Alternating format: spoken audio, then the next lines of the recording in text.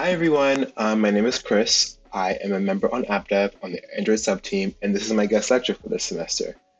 Today I'll be going over Firebase, and now I'm not biased or anything, but I think Firebase is pretty cool, and it's an excellent framework to help get your apps off ground and running. And today I'm excited to teach you a little bit about what I know, particularly about authentication and analytics. So let's go. All right. So you might be asking yourself, what exactly is Firebase? I've been alluding to it and talking as if you know exactly what it is without actually explaining it. So let's do that right now. And I want to take the time right now just to go over it so that you, whoever's watching this, understand for sure what Firebase is. And you can call on it, and whenever you think you might need it, you know exactly how and what it is and where to find it. And yeah. So Firebase is a platform developed by Google to, as they claim, build, improve, and grow your app. And the tools, and if it doesn't do that, then you can get your money back 100% guaranteed. I'm joking. Don't sue me, Google. That was a joke. Please and thank you. Anyways, it gives you the tools to cover a large portion of the services that developers would normally have to build themselves, but don't really want to build because they'd rather be focusing on the app experience itself. This includes things like analytics, authentication, databases, configuration, file storage, push messaging, and the list goes on and on. Mind you, it's pretty extensive. The services are hosted on the cloud, and no, not these kinds of clouds for those who were thinking that, but these kinds of clouds, like cloud technology clouds, like Techno, Gizmo, Silicon Valley, stuff I don't really understand, whatever. Shout out to CS 5412. I very much recommend that class if you want a nice overlook of cloud computing. I think it's taught very well. And yeah, shout out to 5412. Anyways, I'm going on a tangent, so let's go back to the task at hand, which is Firebase. Yeah, the services are hosted on the cloud and scale with little to no effort on the part of the developer. And things like analytics and authentication, for the most part, are free for developers to use. And I say for the most part because some parts of the authentication do require you to cough up.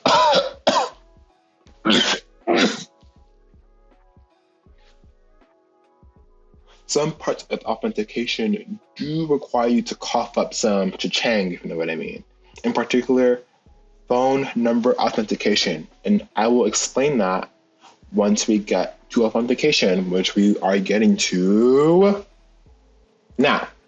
So what exactly is authentication? Firebase Authentication provides backend services, easy-to-use SDKs, and ready-made UI libraries to authenticate users to your app. It supports authentication using passwords, phone numbers, and popular federated identity providers like Google, Facebook, and Twitter, and more.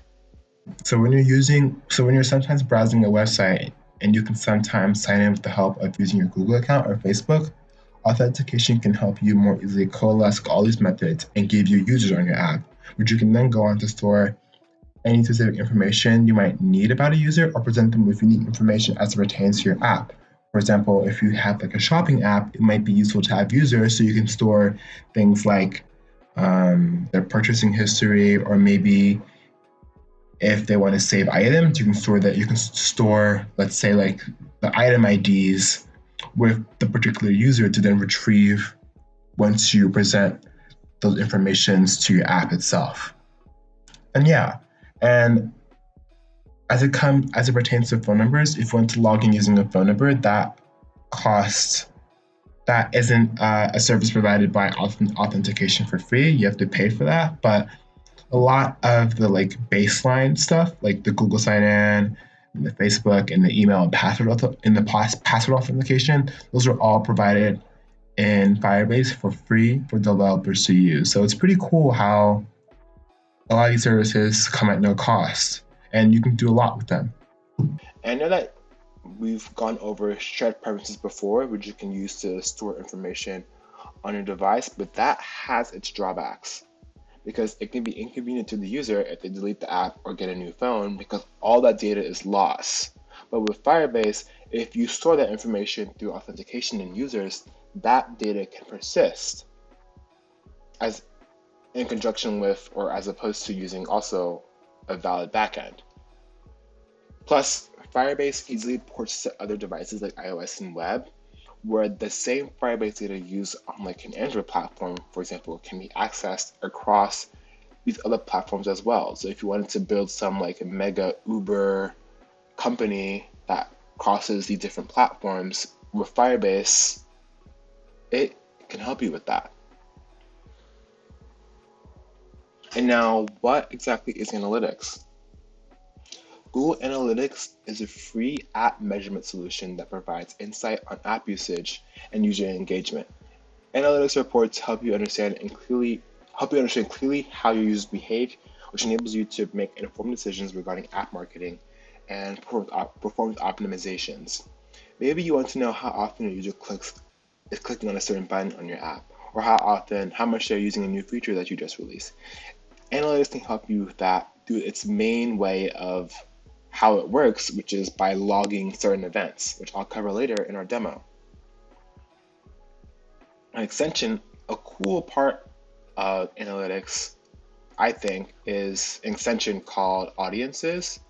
So once this data within your app is captured via these events that I mentioned earlier, you're able to create audiences and group users based on certain attributes. Audiences are particularly useful when used in conjunction with other Firebase features, for example. For example, you can send custom notifications using Firebase notifications to certain users, and notifications can even be used to target users using Google's ad platform. Maybe you want to target users prone to cart abandonment and send them a notification to egg them on to complete a purchase. With analytics and audiences and notifications, you can do just that, and that's why audiences is so powerful. As I mentioned earlier, you can create audiences of users who meet certain criteria and user property criteria. Once you set up the audience on like the main Firebase console, it will then start to accumulate users who meet these criteria, and then you can target these audiences for particular campaigns. For example, if you wanted to somehow collect information, to say you have like a purchasing shopping app and you want to collect information about analytics about a purchase in general, like how much that purchase was, you can create an audience surrounding like big purchasers and then target them to certain campaigns. For example, like, oh, this new item that they might want to buy that's also just as expensive or maybe pertains to their needs, you can target them and push them to buy those certain things. And yeah, that's just a little taste of what audience can offer you. And now that I've introduced Firebase to you, or at least the tip of the iceberg as I think, we can move on to the demo where I'll show you how you can set some of these things up. And yeah, so let's go. Okay, so now we can go through the process of actually setting up our Firebase. This is kind of like the base step for like using all of Firebase. If you want to use all the services, you have to do this like simple step of starting a project and then configuring your Android project to correspond to the project that you just created in Firebase. So let's do that right now. First, we can click started. Oh, and another thing I recommend, this website basically goes over a lot of like the overlaying of, basically it's the Firebase API, the documents. It goes over a lot of how to set it up, and you can see the corresponding like library setups too. If you want to see like the tutorial about dynamic linking, you can click on that and it'll bring you to, and then you'll be taken to like a nice little tutorial page of how to set up dynamic linking and create them in the first place. It's a very useful resource, the API paging.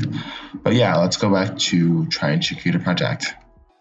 So now we can create a project here. Let's enter a name. Android is the best because that's true, right? We can continue.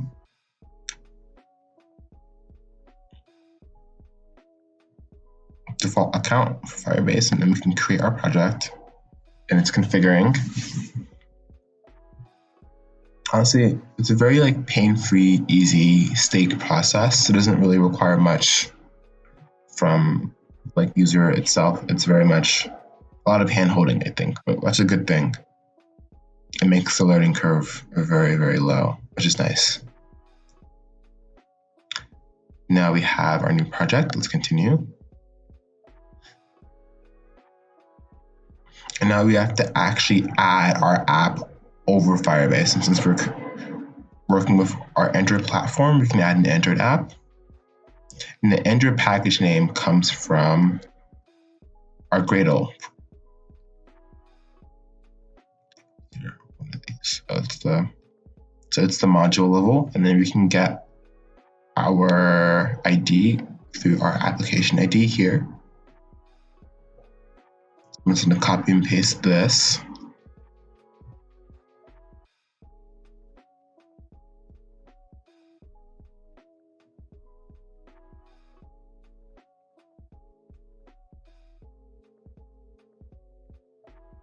So now we can go back into our Android Studio app and actually try and get the ID in the first place.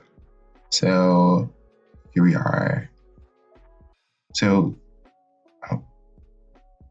here we are in Android Studio. This is like I just create like a bare bones minimum project. And if you go to the module level Gradle sync, build our Gradle script here, you can find your ID, which is right here. So in this case, I'm going to copy over this, and then we can head back to Chrome.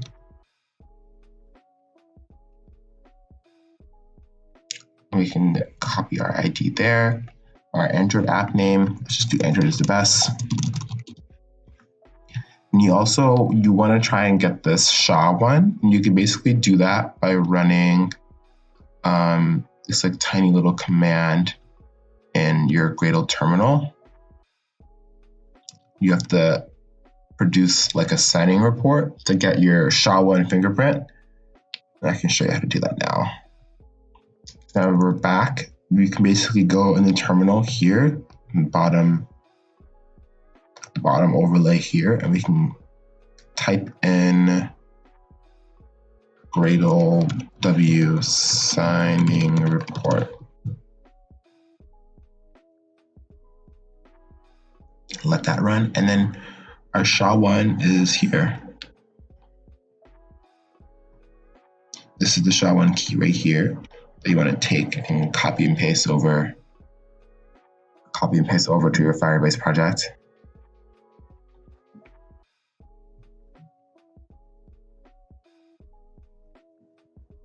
Let me check the spacing. Okay, and we can register the app. The next thing it'll have you do is download a little config file, which you can download from here.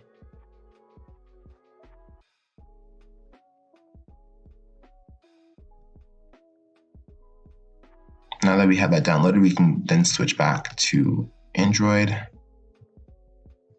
And basically you want to go in like the project level view. So if you click on this little arrow here, and then click on the project view, you'll be more able to like drag and drop where exactly you have to put the signing report. In this case, you have to put the signing report in this like app directory. So once you have it, I'm gonna get it from downloads, and I'm gonna drop it here. Also gonna rename it. And that's the JSON basically. And it connects directly to like the Firebase project that I just created. So yeah, that's the Google Services JSON. And once you have that ready and in like your directory, you can switch back to Chrome.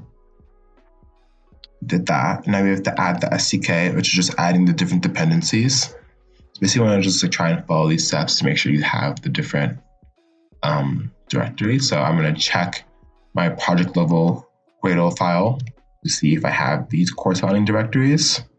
Let's check. So our project level is here.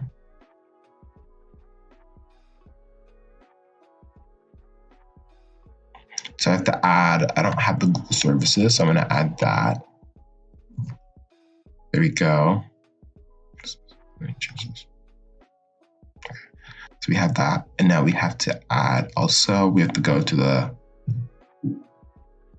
app level Gradle file, which is here, and add some dependencies here also. So you have to add this dependency, also this dependency.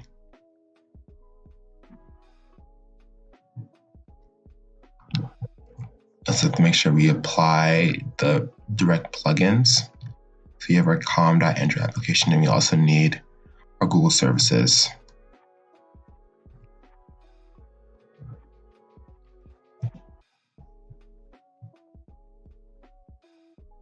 Now we can sync.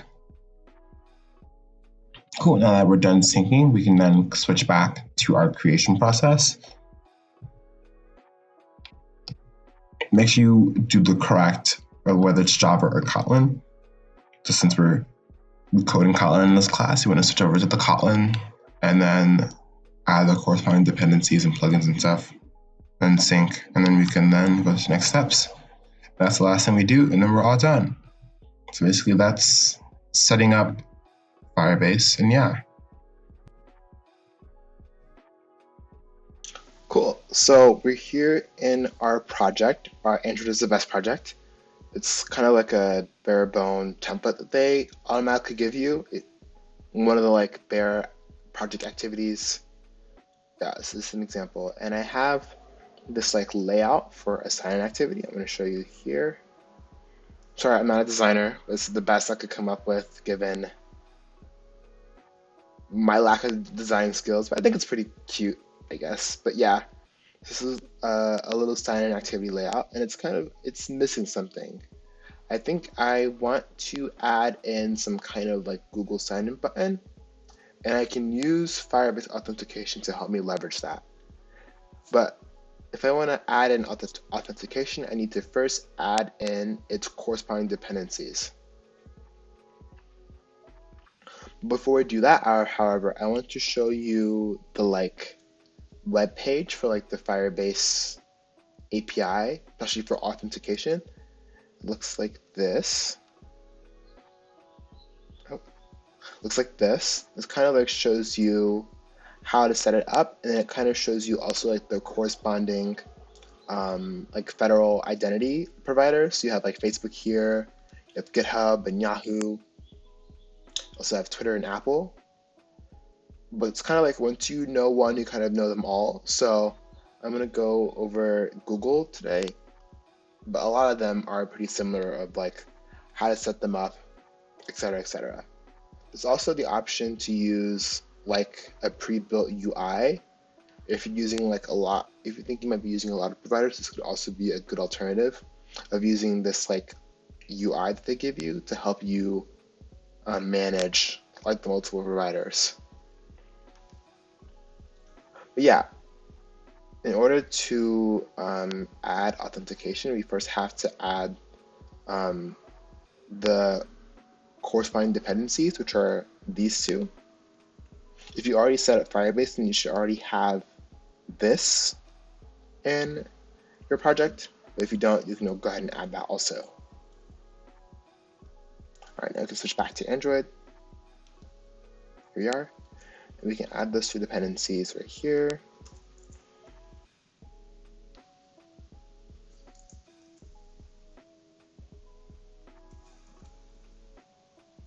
Yeah, add those two dependencies, you can let it sync. There's also one more step that you have to do before you can use the Google sign-in. And basically, whenever you want to use like a new provider, like the Facebook and the Apple, you first have to go back to like your Firebase console. Then you have to click on authentication here on like the left-hand side. And then you can like add in these like sign-in methods. Since we're using Google, for example, then we can enable Google here. You can save. So now we kind of have, with this, we have like our Google sign-in method, and now we can actually go ahead and use it. So let's go back to Android. enter studio. Now let's add in a Google sign-in button to our sign-in activity.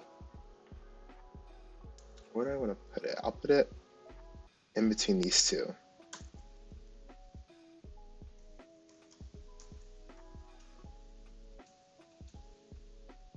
Let's constrain it. So let's do start parent, end of parent, and then let's set it the top to the bottom of the sign-in text. Let's give this an ID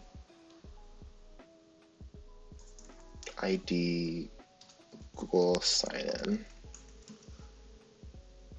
button. There we go. Now let's readjust this arrow so that it's not obstructing the Google sign-in button. Let's change this to Google sign-in. Cool. So yeah, let's do just that. Actually, I want to change the button style so that it is more. Do I want to make it wider? Yeah, let's actually do that. So you can use this button size attribute.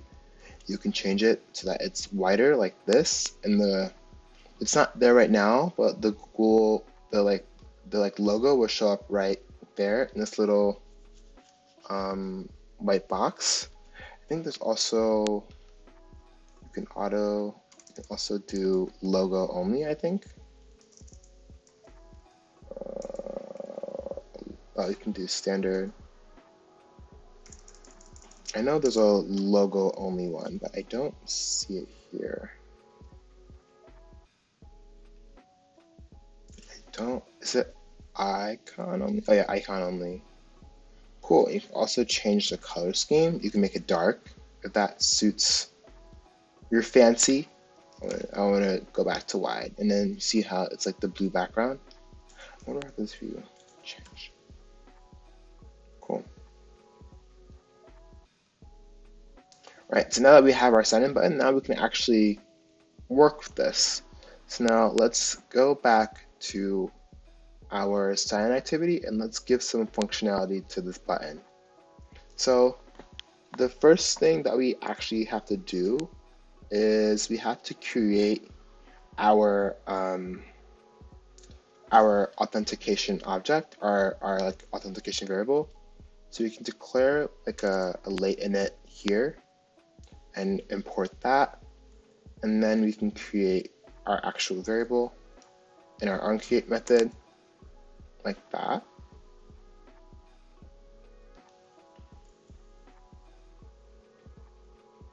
Cool. And actually, let's go back to our main activity. So I can do the same things here.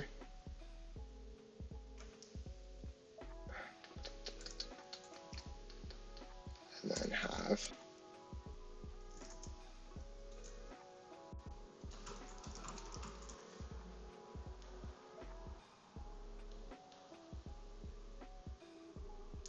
actually I want to have an onStart method, I think.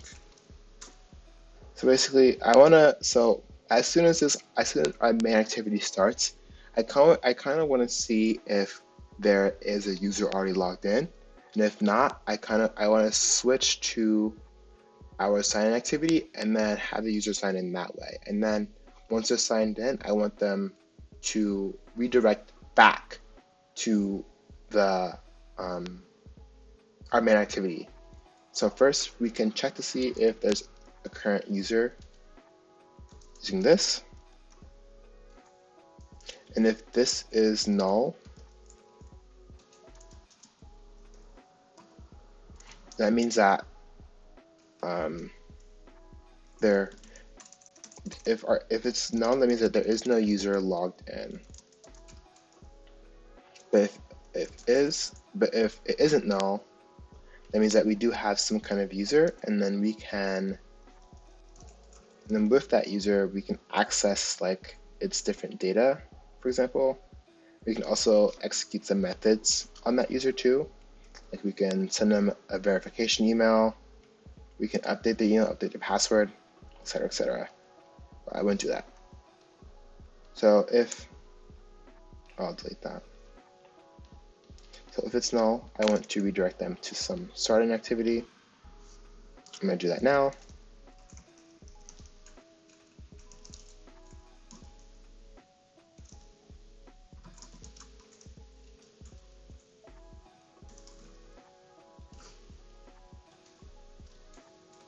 I don't think that was right. I don't think that was right. Oh wait, I know what's happening. I have to change this to class.java. Right, so we have our, it'll start the sign activity, so now we can go back. Now we can actually do some damage. So basically I kind of want to set up, first I have to set up the actual like Google object also, because that has its own sign-in object that I have to take care of. So I have to add in another init variable here and then import that. And then I can then configure like the sign-in options using this. Basically what this does, this bit of code here, is that it configures the sign-in to request user ID, email address, and basic profile. And it's all specified by this attribute here that like sets those different custom parameters. That's all we need from the user or from their Google account to use this application in the first place. You want to try and like keep like the bare minimum permission that you need, because you don't want to access more than what you have to in terms of when you're using the sign-in method. So just use only what you need and try not to go overboard with permission that you don't need. Like I don't need to access to Google Drive, so I'm not gonna add that permission because that's not necessary for this app.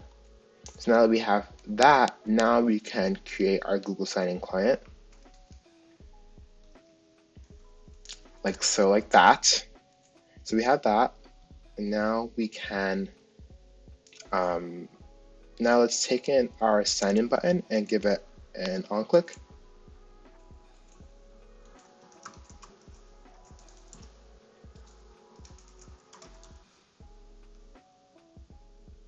Very cool. It auto-imported, I think, yeah, Google sign-in button, and then set on-click listener, this,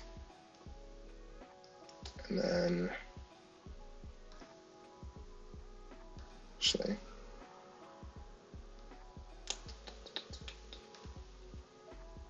nope, that's not what I wanted to do. I'll just add it in here, view dot on-click listener, and then it should prompt me to add in those. Nope. It should prompt me to add in those members. There you go. Nice. So we have our method down there, and if v doesn't equal null,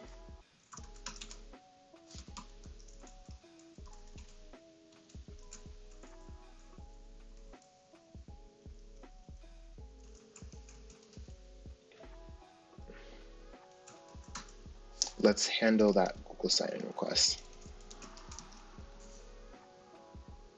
I'm going to create this method now.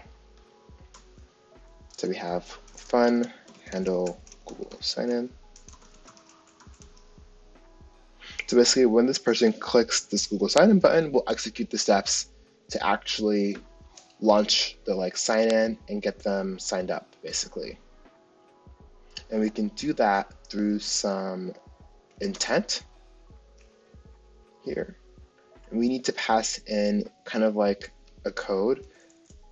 I'm going to do that with, can I do it out here? I'm going to make a companion object. And then the const val. Basically, you can kind of give it any arbitrary code.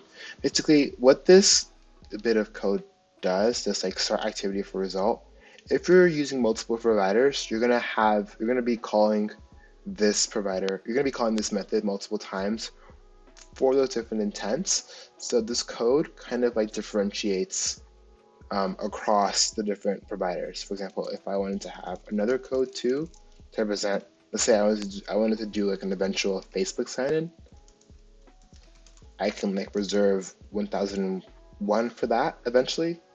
But right now, just for the Google sign-in, I'm gonna have it represented as 1000. And now I can get ready on, I can do this method.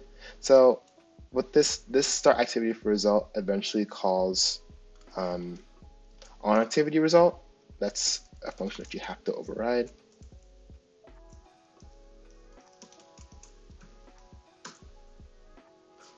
Yep. So basically, our request code is given by this. So if our request code, result code, excuse me, actually no, it is the request code, sorry. If our request code equals our Google sign-in code, then we want to execute the steps specifically for signing in for Google, as opposed to if our code equaled our Facebook sign-in code, which would have a whole different set of steps. But since we're just working with the Google sign-in code, we want to execute those steps specifically that tie to this. And the code is in the first place, let's differentiate that. And then the rest of the steps are kind of like using the API and kind of like just posting down like the boilerplate, for example. So you have to do this.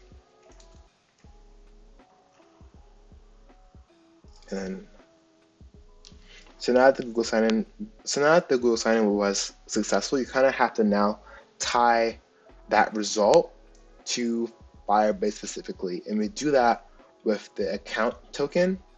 So now we have to have a separate method, Firebase auth with Google, and we can do that. Firebase fun, Firebase auth with Google. We have to give it some, here we go, yeah. And now we have to tie in the result of the ID to our Firebase object, and we can do that again with just some simple boilerplate. It gets your credential with the ID token, and then you can sign in with those credentials, and then it's a simple listener. So if it's successful, then we have our user here, kind of similar to how it was in the main activity, with the user being that. So we have our current user. Since we have now that the user is signed in, now we can actually redirect them back to our main activity.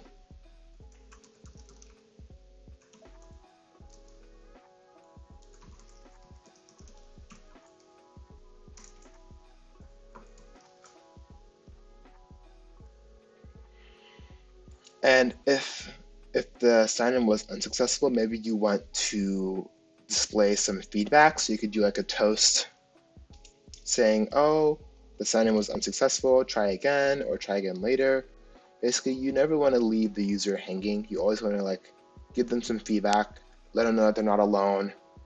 Because I know that it would be frustrating to kind of like leave them hanging with like no context to like as to why it isn't working.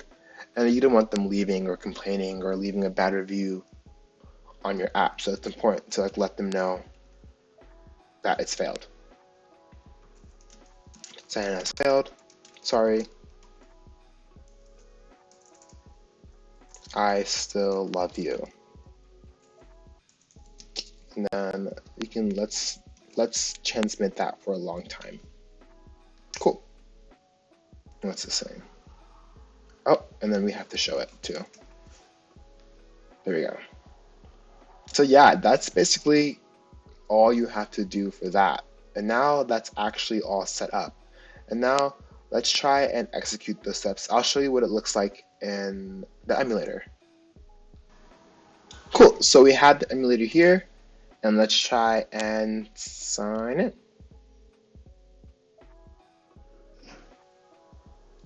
I'm gonna sign in with my Google account.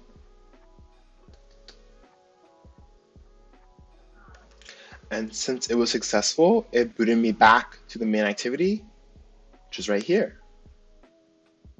And yeah, that's basically how you can, actually I'm gonna exit out of this emulator. And yeah, that's just an example of how you can set up like one of the providers The rest of them are kind of follow like a similar pattern of like on activity result and then tying it back to Firebase and then carrying out respective actions. But yeah, that's basically like the gist of how it works. Now, what if I now want to take note of how many users are signing into my app daily? How can I do that? I can do that using Firebase Analytics. So let's try that. First, however, I'm gonna show you the like API, the corresponding API for Firebase and how it looks like and how analytics looks like in the console. So let me get everything pulled up. We're back in Chrome. Oh, that's 4K. So now we're back in Chrome. This is where we were before when we were doing authentication. And now if you go to analytics, you can see like the whole dashboard. Oh. Anyways.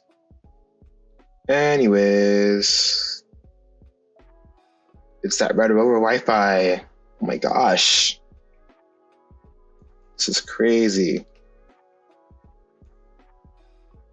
Let me handle this off camera. Well, I made a very dumb mistake making this Firebase project on my Cornell account because apparently analytics is blocked on the Cornell account organization. So I'm gonna port this project over to my personal email and I can show you analytics for that. So just give me a sec. All right, I'm back. And this is just an example of like the analytics dashboard. Right now, we're not logging any events, so nothing is showing up. So let's change that. Before we do that, here's the like corresponding like getting started page and like the rest of like the API documentation stuff, like logging events and stuff like that. Very interesting to look at if you ever need to look. But yeah, so that's there. Now let's switch over to Android. So the first thing that we have to do is we have to add in our corresponding dependencies. So let's go to our Gradle. And let's add in the dependency for analytics. There's that. Let that sync. And basically, now that we have that, we can actually start setting up some events and start logging some stuff. I mentioned before that I want to get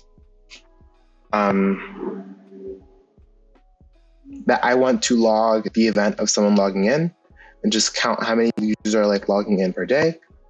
So let's do that. So let's switch over back to our sign activity.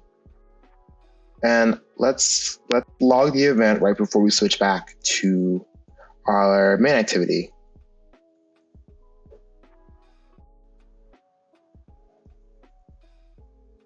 I'm going to be using just like a little custom event. I think all you have to do is just Firebase.analytics. Now, log event is kind of like the main function. As I mentioned earlier in the slideshow, you can basically do everything through this little function. It's kind of crazy.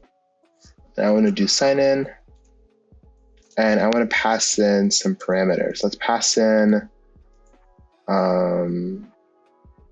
the email of the user.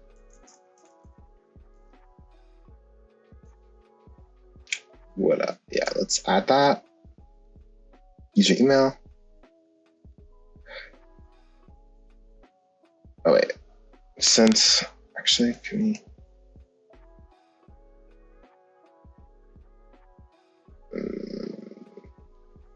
Cool, I guess, yeah. What else can we access with user that we might want? I think you can do like profile image or like profile image. photo URL. I guess we can also track that. I don't know.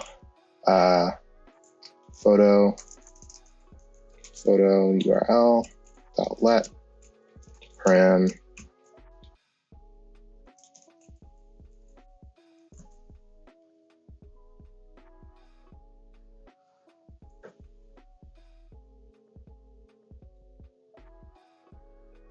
I must be forgetting something. Am I forgetting something?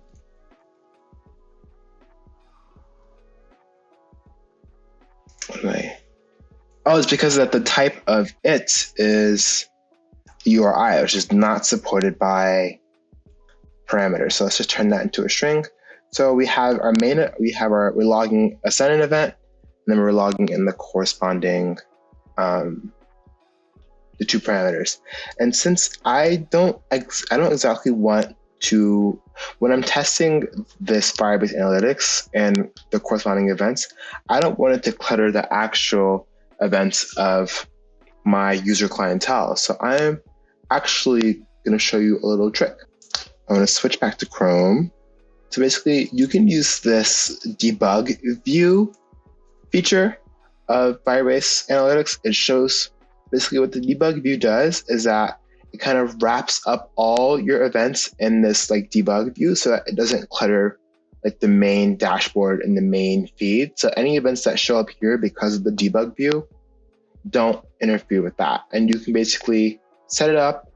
It's this simple command, abd shell, set prop, et cetera, and you have to pass in your package name. And then you can, oh, that's not where I wanted to do that. You can pass in, you can type in your package name. Let's switch back to Android. So I typed it in down here. I enabled it, and now let's run the emulator and let's try and actually log this event. And I'll show you how it comes up as. Cool. Now that the emulator is up and running, let's try signing in.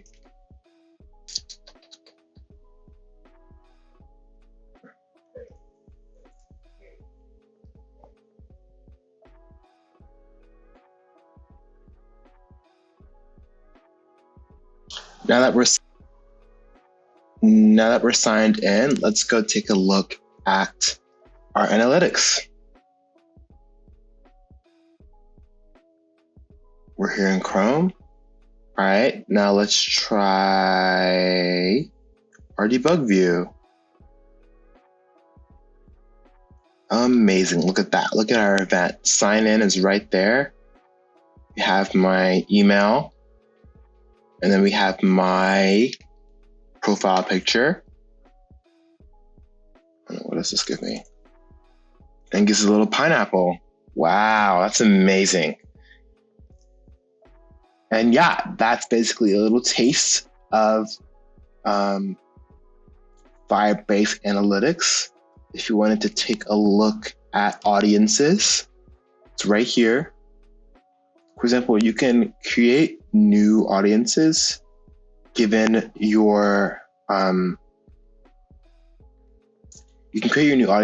your conditions. So I have my events sign in. Should be in here somewhere.